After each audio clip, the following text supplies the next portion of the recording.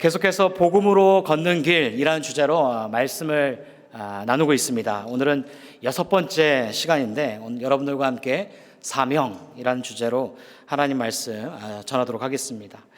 제가 지금까지 봤던 독특한 사명 선언문이 많았지만 독특한 사명문 중에 이런 사명문이 있었습니다. 피모 의류 브랜드인데 이렇게 말합니다. 우리는 지구를 구하기 위해 사업한다.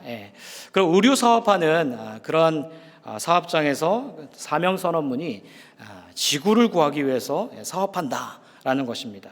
또 이런 사명 선언문도 있습니다. 티모 자동차 회사인데 이렇게 말합니다. 세계를 지속 가능한 에너지로의 전환을 가속화한다.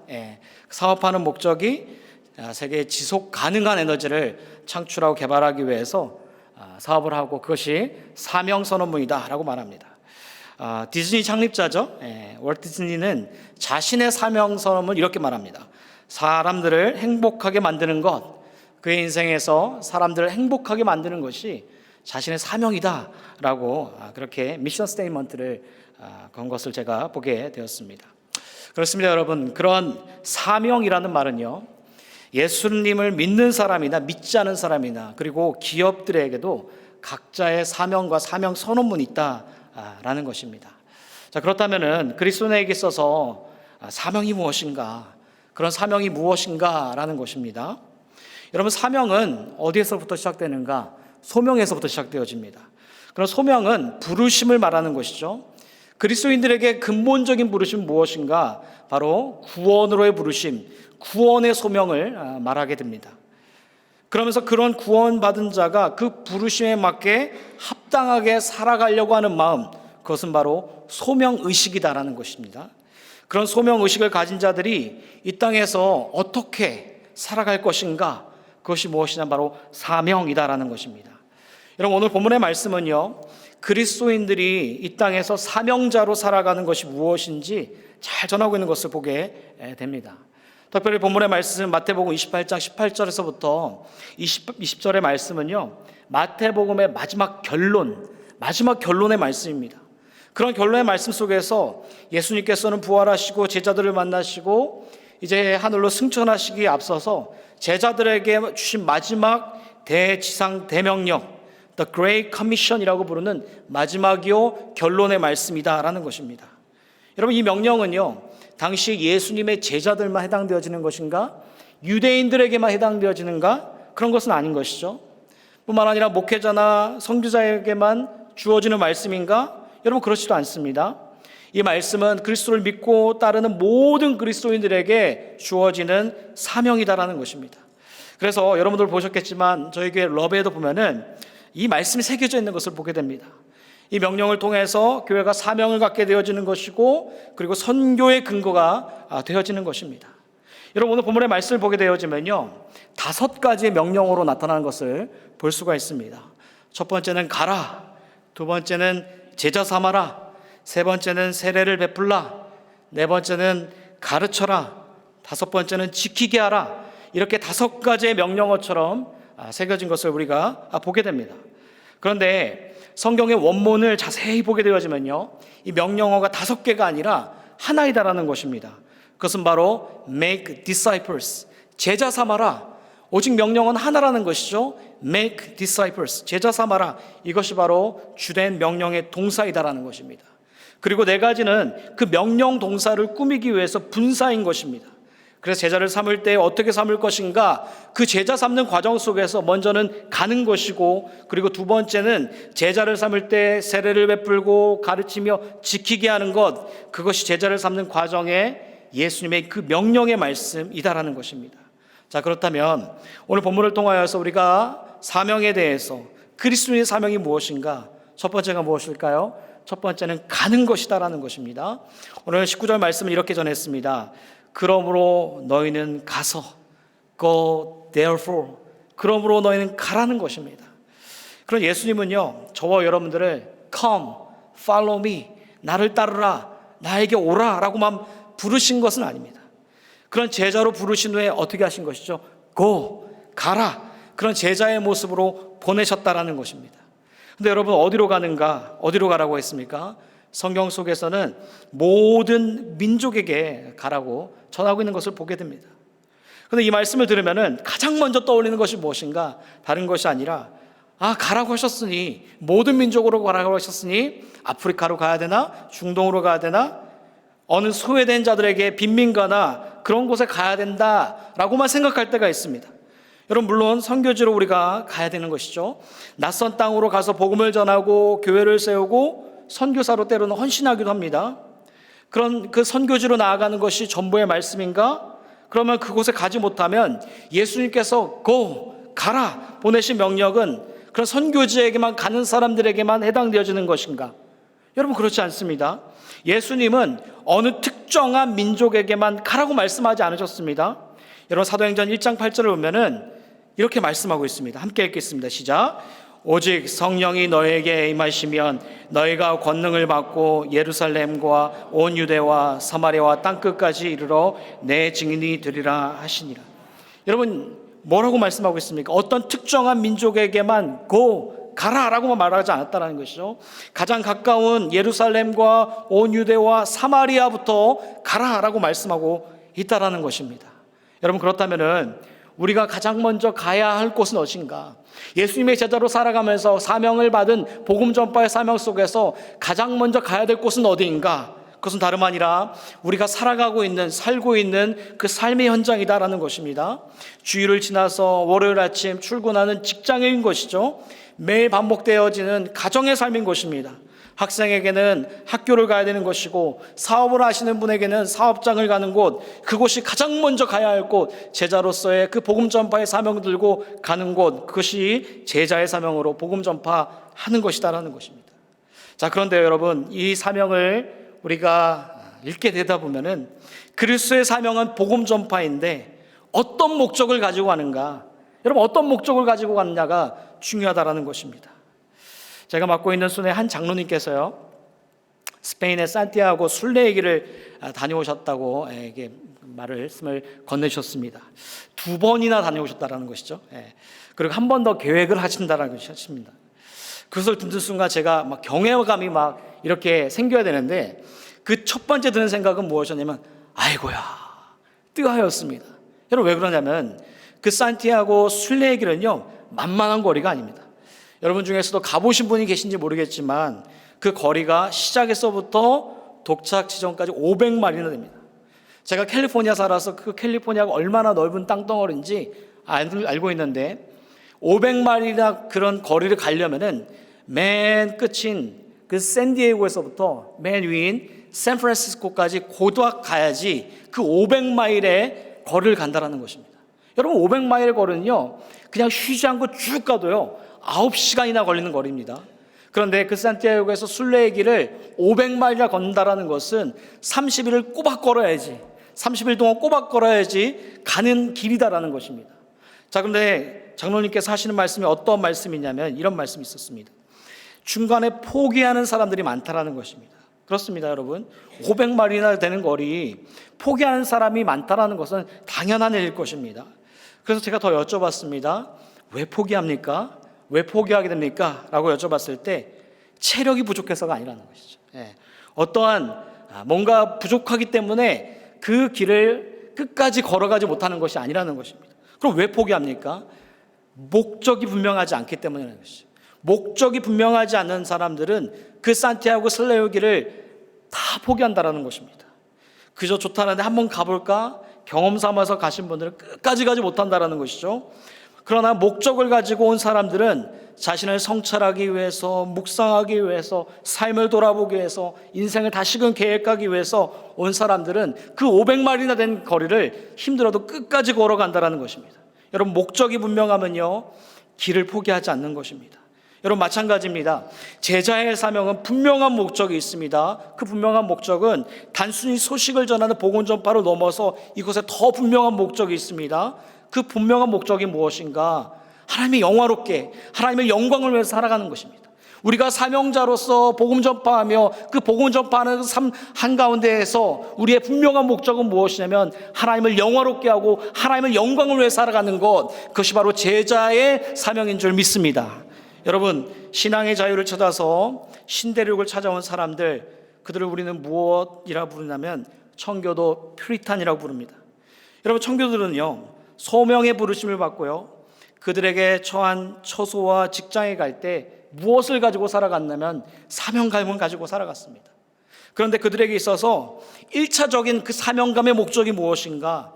1차적인 사명감의 목적은 단순히 직장에서 생계의 유지나 부의 축적이 아니었다라는 것입니다.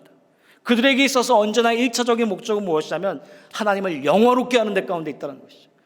어떤 이들은 청교도 중에 농부로 하는 일을 하는 사람이 있었습니다. 농부를 일을 해도 하나님을 영화롭게 하기 위해서 일을 했다라는 것이죠. 상인으로 일을 해도 상인으로 하나님을 영화롭게 위해서 일을 했다라는 것입니다. 교사는 교사로 일을 하지만 그 속에서 하나님을 영화롭게 하기 위해서 일을 했다라는 것입니다. 그들은요 맡겨진 처소에서 그 사명자로 살아갈 때에 무엇을 하든지 목적은 하나였다라는 것입니다. 그 목적은 무엇인가?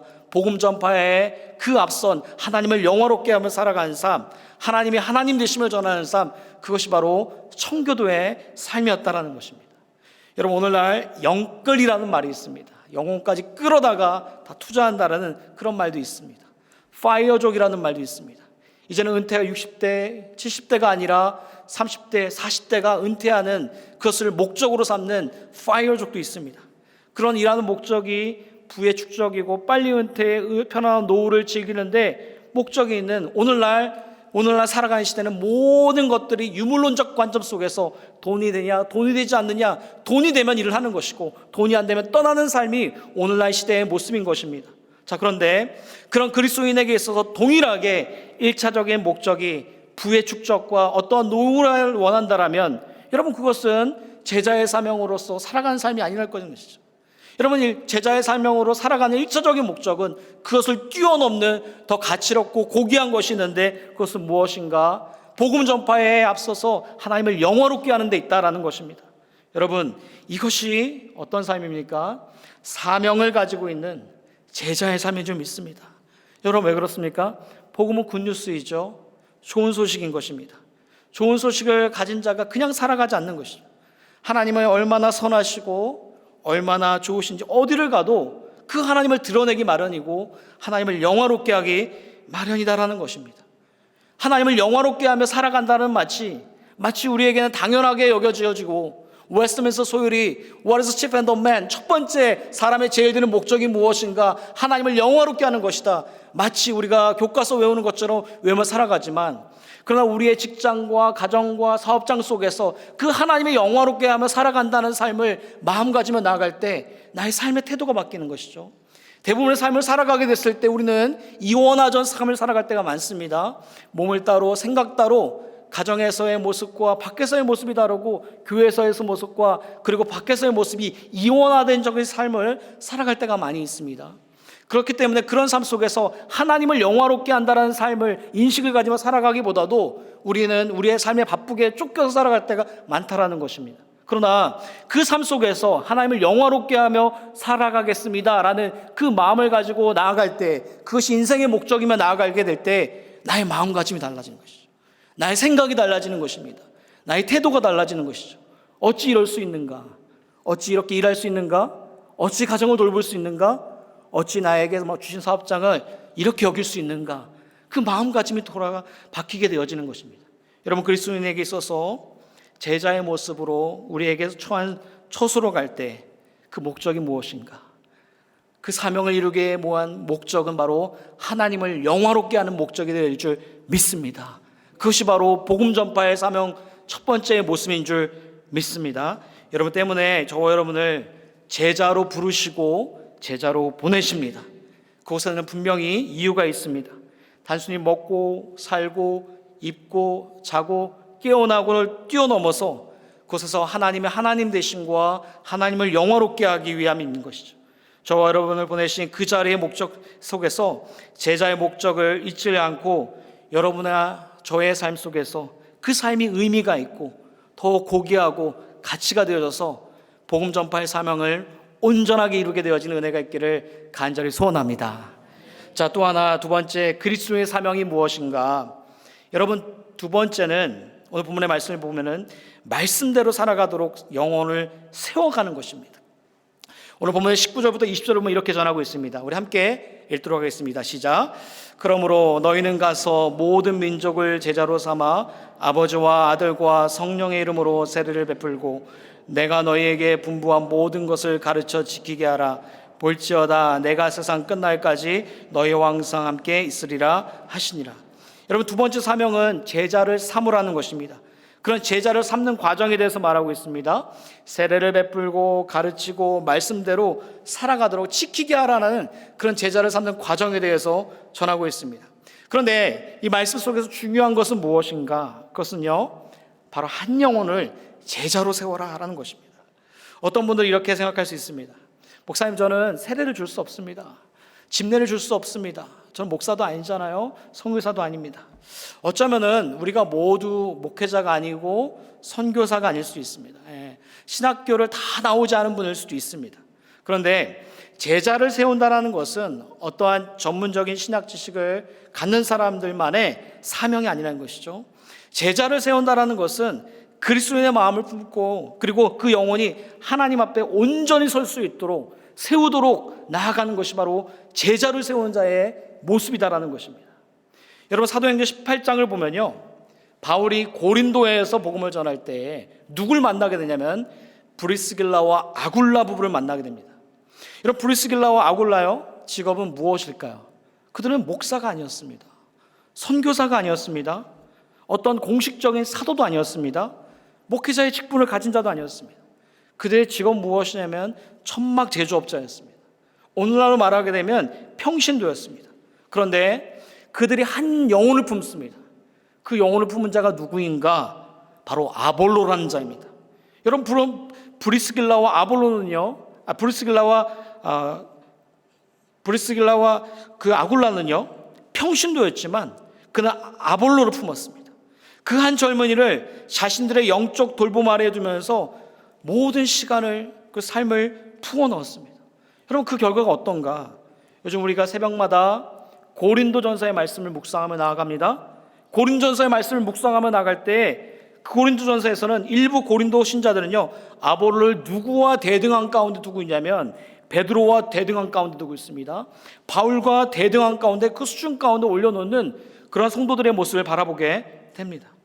여러분, 이 일이 어떻게 일어났는가? 어떤 한 목회자의 일들로만 일어난 것이 아닙니다. 어떠한 선교사의 일들로만 일어난 것이 아닙니다. 신학자를 통해서 일어나는 것이 아니라 평신도이지만 그들이 한 영혼을 품며 나아갈 때 또 다른 평신도의 제자가, 그 예수의 제자가 세워졌다라는 것입니다. 여러분, 제가 그렇습니다. 저는요, 모태신앙으로 태어났습니다. 어려서부터 교회에 출석하면서 또 예배도 드렸는데 제 인생에서 가장 지루하던 그지없던 곳이 저는 교회였습니다. 교회만 가면 너무 재미없고 너무 지루했습니다. 저희 어머님은 권사님이시고 또 장로님이셨습니다. 근데 하루 종일 어디에 계시냐면 교회에만 계신 거예요.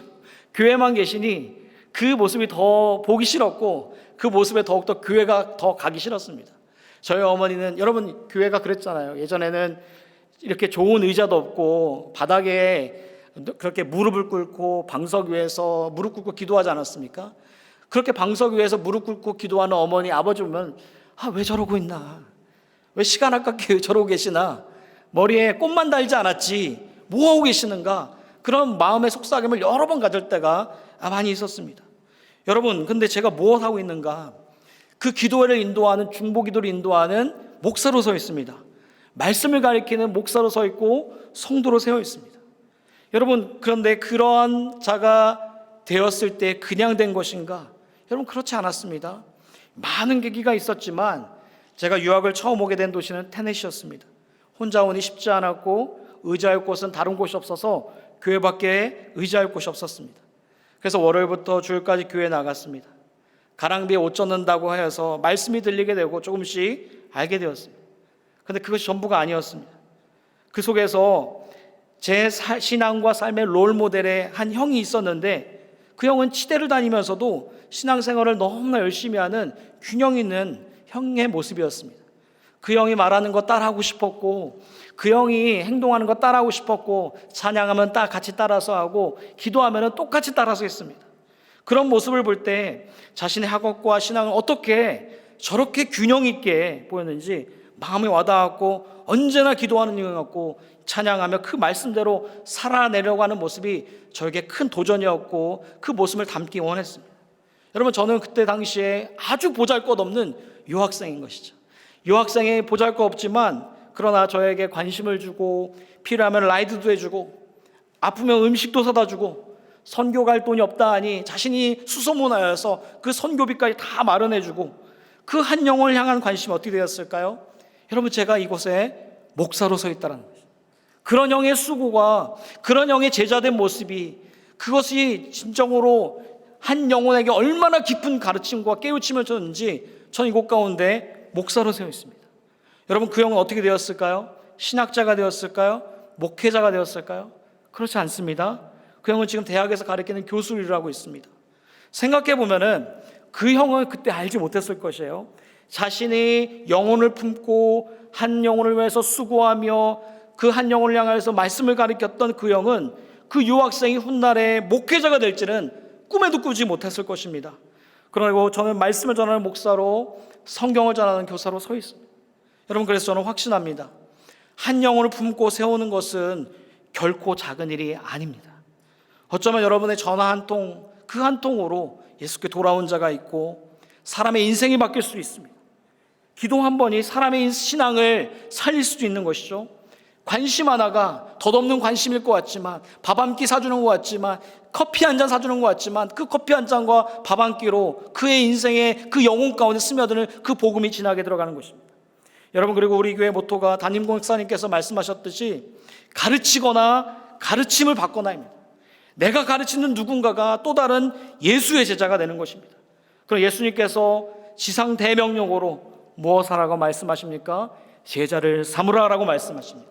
여러분, 그것은 한 영혼을 품고 세우는 것에서부터 시작이 되어집니다. 여러분, 그 한 영혼을 품고 그리고 그 품는 자를 통하여서 또 다른 제자를 세우기를 원하시고 계시다는 것이죠. 어쩌면 여러분이 품고 있는 그 한 사람이 그 다음 제자일 수도 있는 것이죠. 이것이 예수님께서 말씀하신 지상 대명령이요 그리스도인에게 주어진 사명이다라는 것입니다. 제가 저번 달에 한 주간 캘리포니아 가서 그 제자훈련 세미나를 받았는데 여러 공동체 분들과 함께 그런 묵상도 하고 같이 교제도 했습니다. 신앙생활을 오랫동안 하신 분인데 그 믿음을 가진 그리스도인으로서 이런 말씀을 하셨어요. 내가 사명이 무엇인지 모르겠다. 오랫동안 신앙생활하고 직분자로 살아가도 열정도 없고 그렇게 신앙생활에도 사명이 무엇인지 모르겠다. 사명하면 너무 거창하게 생각이 되어진다라고 말씀하시는 분의 이야기를 제가 듣게 되었습니다. 여러분, 사명은 거창한 것이 아니죠.